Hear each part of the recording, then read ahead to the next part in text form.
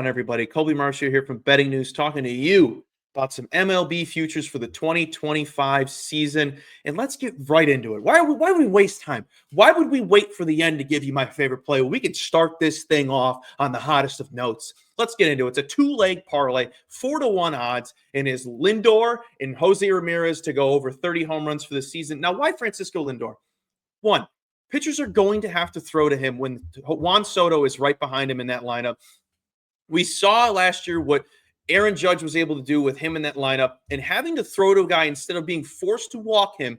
I think Lindor is going to benefit from that through the whole season. I love him to go over 30 home runs. And if you don't like that, you can take it down to his over-under. I think it's like 27.5. Love that too. I just wanted a little bit more juice and a little bit more to sweat.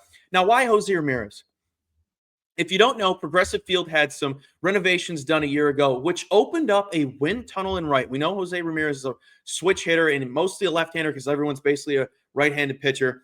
And he hit 20 home runs at home last season with 39 overall. I think if he can get 20 again at home in an AL Central division where he has to play the White Sox a ton of times, and we don't know how good the White Sox are going to be, they're probably going to be bad again. So I think he's going to benefit from that. And I think 30 is a very easy task for a guy who is going to be the star of the show over in Cleveland.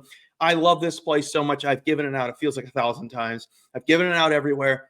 This is my favorite play to sweat out the whole MLB season from March 27th till whenever the World Series ends. It is my favorite sport to bet on. Sadly, I'm the lone MLB betting analyst for Betting News, which is fine. I'll take the load. I love the whole load. I will take it all. Let's get into some win totals, and I will get into yet another favorite team of mine. I'm obsessed with the Texas Rangers over 85.5 wins at even money. From top to bottom, this is arguably one of the sexiest teams in the MLB. Sure. But the Dodgers, we know how good they are. But we want to look at a team that just won the World Series 2 years ago, and the lineup may be better than it was 2 years ago. Let me go through it. Marcus Semien leading off. Corey Seager, Wyatt Langford, Jock Peterson, Adolis Garcia, Josh Young, a healthy Evan Carter, who was a huge piece of them winning the World Series in 2023. Jake Berger, who is going to rake this season, and Jonah Heim at catcher. This team is going to average 6 runs a game, and with a healthy Jacob deGrom, this team should be well prepared to win possibly 90 games. I think they have a great year. Am I overselling them to myself? Maybe, but this team just looks I am obsessed. Now, a team I'm not obsessed with, and I'm very disappointed in their offseason, is the Seattle Mariners. I like their under 84.5. Why? What did they do? They slept the entire offseason. You didn't go after Pete Alonso. You didn't do anything. They have a phenomenal rotation. Don't get me wrong.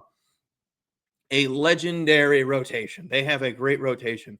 However, when you'd rather stick with Luke Raleigh than go after Pete Alonso, I got questions. And I'm going to tell you right now, this team is not going to win 85 games with Randy Arozarena, Julio Rodriguez, and Cal Raleigh. That's your big three. This is a team last year that averaged 4 runs a game while giving up 4 runs a game. And you didn't add anybody. I don't see any improvement coming in the near future. I don't. Now, a team that added some big pieces, but lost some big pieces is the Arizona Diamondbacks. I love their win total, 85.5. This is a team that won 89 games last season, led the league in runs, didn't have the greatest pitching, but when you add Corbin Burns, I think you're elevating that team to a whole nother level. The rotation is good. It's pretty good itself with Burns now.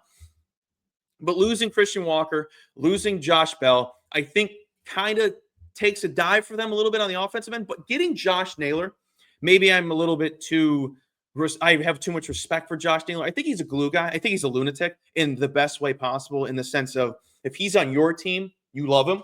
If he's on another team, you're like, this guy's a lunatic. This guy's annoying. They also have a healthy Corbin Carroll, who is the backbone of that entire team. And when he's healthy, he is one of the best players in the entire league. I think they can surpass 85.5 wins and make the playoffs this season. They are going to be good. The rotation is going to be a lot better. And I think they're able to hold down other teams from scoring more runs than what they were putting up when they were leading the league in it, but couldn't get to the playoffs. Insane. I think they have a really good year. Let's talk about another team I'm not high on. and a team that is clearly rebuilding, and that is the St. Louis Cardinals. We're taking the under at 75.5 wins. What do they got? They have a lot of young talent in the lineup, a lot of exciting talent. I think they're going to be fun for fans to watch. It's not going to be like the White Sox where they're terrible, but they're not fun to watch, and no one's going to the games. I think you're still going to be wanting to go to those games. The lineup is going to be fun. They're going to score runs, but the pitching is going to be terrible. Your ace is Sonny Gray. I'm petrified. Sarcasm. I'm being facetious. There's not going to be petrifying. They're going to be terrible. But what about Nolan Arenado? They're actively shopping him. He is going to be traded by the deadline, if not sooner. He is going to be gone. Bye-bye.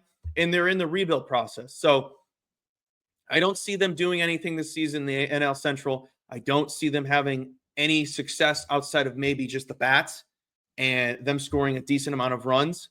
But I'm so out on this team. And I know people that are on them to have the worst record in the MLB. So if you want to go out there, it is a fantastic number. I believe it's 100-1, maybe 200-1 for them to have the worst record in baseball.